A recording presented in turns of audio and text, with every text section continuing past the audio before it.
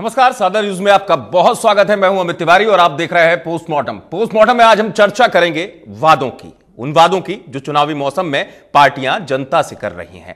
वोटरों को रिझाने के लिए राजनीतिक दलों द्वारा हर तरफ से कोशिश की जा रही है। किसके वादों में है कितना दम, किसके घोषणा पत्र ने पहचानी है जनता की जरूरत और किसे मिल सकता है घोषणा पत्र का ज्यादा फायदा, यह काफी अहम सवाल है। इस घोषणा पत्र का क्या संदेश और कौन सी पार्टी किस मजबूती से उतरना चाहती है इस महासंग्राम में, जानने की कोशिश करेंगे इन अहम सवालों को। इस चर्चा मेरे साथ है एनके सिंह, संपादक साधना न्यूज। एनके, बहुत स्वागत है। धन्यवाद। शुरुआत करते हैं कार्यक्रम की।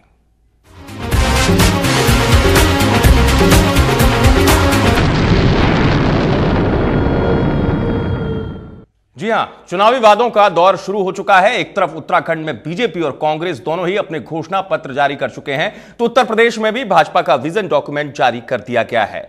अब देखने वाली बात यह होगी कि किसके वादों में मतदाताओं को ज्यादा दम नजर आता है, जमीनी स्तर पर कौन छू पाता है मतदाता के मन को।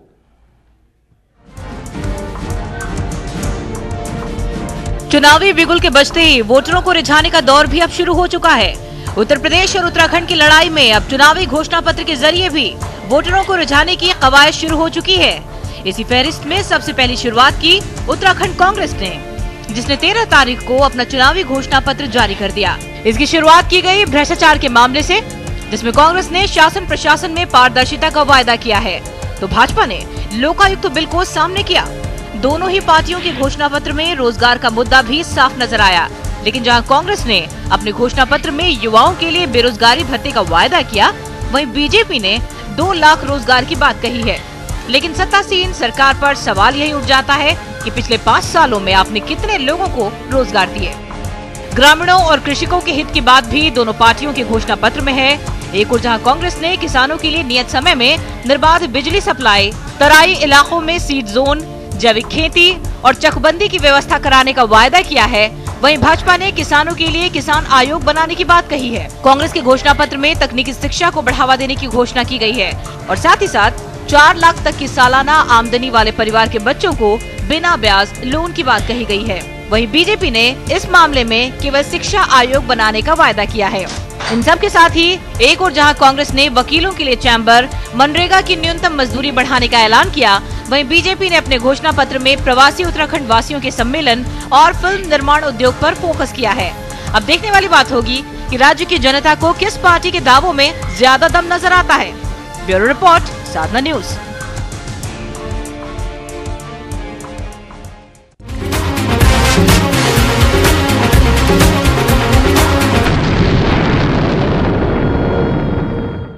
जी हां, घोषणा पत्र जारी हो चुका है और घोषणा पत्र जारी होने के बाद जब महारथी महासंग्राम में उतरेंगे तो ये घोषणा पत्र कैसा आवरण लेकर उनके साथ जाएगा और कितना जनता के मन को छू पाएगा, ये समझना बेहद जरूरी है। स्थानीय स्तर पर हर राज्य की अपनी आवश्यकता होती है, हर राज्य के मतदाताओं का अपना मन होता है। जानने की कोशिश करेंगे। मेरे साथ हैं एनके सिंह, संपादक साधना न्यूज। एनके, उत्तराखंड की बात करते हैं। शुरुआत कांग्रेस से मैं आपसे करूंगा क्योंकि कांग्रेस ने जल्दी भी कर लिया, पहले उनका घोषणा पत्र जारी हुआ। कांग्रेस उस मन को पहले समझने की कोशिश कर रही है, उत्तराखंड का युवा, वो वर्ग जो सशक्त भूमिका निभाता आया है। सीधे बात की जा रही है कि हम भत्ता देंगे, डिलीवरी सिस्टम जो होगा वो सीधे 1500 से 2000 रुपए हम इनको देंगे। ये छूने वाला एक मुद्दा है एक घोषणा पत्र में जो बिंदु है। जी हाँ, पहले तो मैं ये बता दूं कि ये जो चुनावी वादे होते हैं पिछले 60 साल में जनता का विश्वास काफी कुछ इससे उठ गया है। जी, अब जनता को ये बहुत विश्वास नहीं होता है कि आपने जो वादा किया है इसमें लिख के जो दिया है, जी, हम आपसे पूछने जाएंगे और आप वाकई कहेंगे कि हाँ मैंने नहीं किया है या किया है। जी, ये सिलसिला ही खत्म हो गया है डेमोक्रेसी में। लिहाजा जो मैनिफेस्टो का जो इंस्टीट्यूशन था, जिसकी जो विश्वसनीयता थी, वही खत्म हो गई है। लेकिन फिर भी जब दोनों का एक तुलना हम करते हैं, कांग्रेस के मैनिफेस्टो का, उत्तराखंड की जहां तक बात करें, कांग्रेस मैनिफेस्टो और बीजेपी मैनिफेस्टो, तो दोनों में आप देखेंगे एक बहुत ही स्पष्ट अंतर है। बीजेपी का मैनिफेस्टो वेग जोन में है। मसलन कि आप देखिए, जहां कांग्रेस कह रही है कि रोजगार में हम 2000 रुपए हर बेरोजगार को देंगे, वहां पे बीजेपी का वादा है कि हम ब्लॉक प्रमुखों को, जिला परिषद चेयरमैनों को और ग्राम प्रधानों को 750 रुपए, 3000 रुपए और 4000 रुपए देंगे। मतलब आप नेताओं को दे रहे हैं, लेकिन आप इनको नहीं दे रहे हैं। बिल्कुल, बेरोजगारों के लिए आपने कोई वादा नहीं किया है। हाँ। तो यहीं पे वो परसेप्शनल डिफरेंस नजर आने लगता है कि बीजेपी अपने को अभी भी समझ रही है कि वो आइवरी टावर पे बैठी है और जो उसका आदत रही है कि वो एक हवा में बात करना जी।